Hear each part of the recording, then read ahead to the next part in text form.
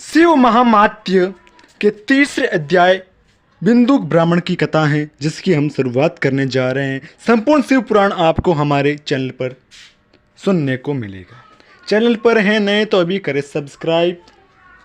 श्री सूत जी बोले, सौनक सुनो, मैं तुम्हारे सामने एक अन्य गोपनीय कथा का वर्णन करूंगा, क्योंकि तुम शिव भक्तों में अग्रण्य व वेद वेताओं में श्रेष्ठ हो।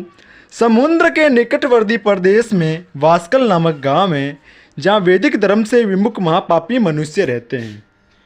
वे सभी दुष्ट हैं एवं उनका मन दूषित विषय भोगों में ही लगा रहता है। वे देवताओं एवं भाग्य पर विश्वास नहीं करते।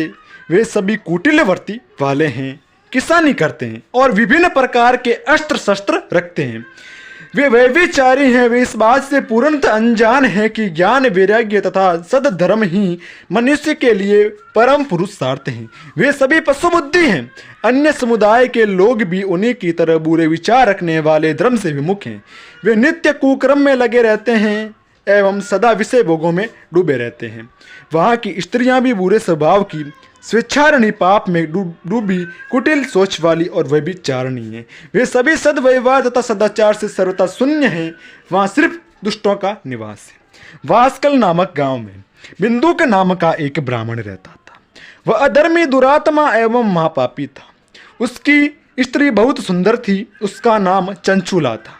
वह सदा उत्तम धर्म का पालन करती थी, परंतु बिंदुक वेश्यागामी था। इस तरह कुकर्म करते हुए बहुत समय व्यतीत हो गया।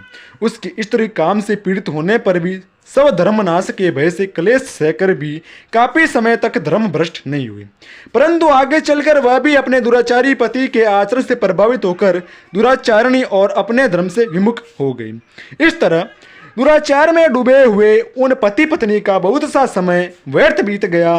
वेश्यागामी, दूषित बुद्धि वाला वह दुष्ट ब्राह्मण बिंदुक समयानुसार मृत्यु को प्राप्त हो नरक में चला गया।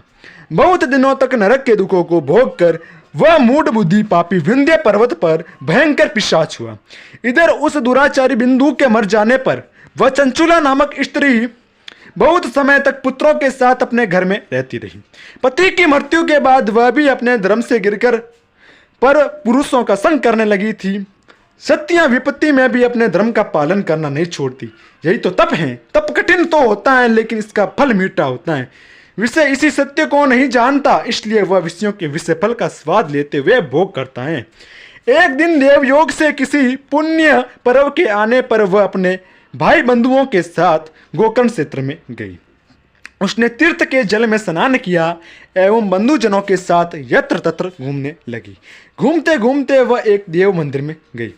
वहां उसने एक ब्राह्मण के मुख से भगवान शिव की परम पवित्र एवं मंगलकारी कथा सुनी। कथावाचक ब्राह्मण कह रहे थे कि जो स्त्रियां व्यभिचार करती हैं, वे मरने के बाद जब यमलोक जाती हैं, तब यमराज के दूत उन्हें तरह तरह से यंत्रणा देते हैं। वे उसके कामांगों को तप्त लोह दंडों से दागते हैं।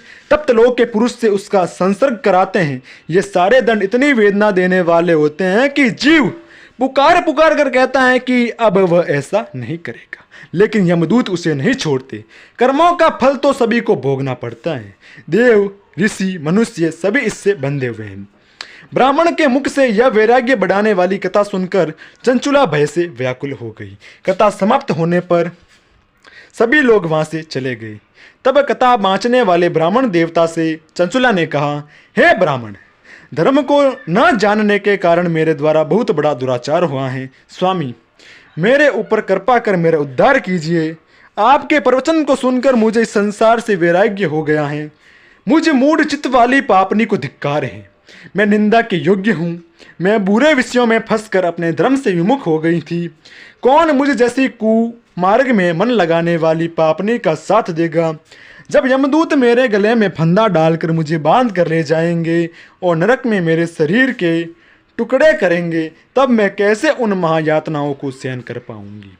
मैं सब प्रकार से नष्ट हो गई हूँ, क्योंकि अभी तक मैं हर तरह से पाप में डूबी रही हूँ। हे ब्राह्मण, आप मेरे गुरु हैं। आप ही मेरे माता पिता हैं। मैं आपकी शरण में आई हूँ। मुझ अबला का अब आप ही उद्धार कीजिए। सूत जी कहते हैं, सौनक, इस प्रकार विलाप करती हुई चंचुला ब्राह्मण देवता के चरणों में गिर पड़ी। तब ब्राह्मण ने उसे कृपा पूर्वक उठाया।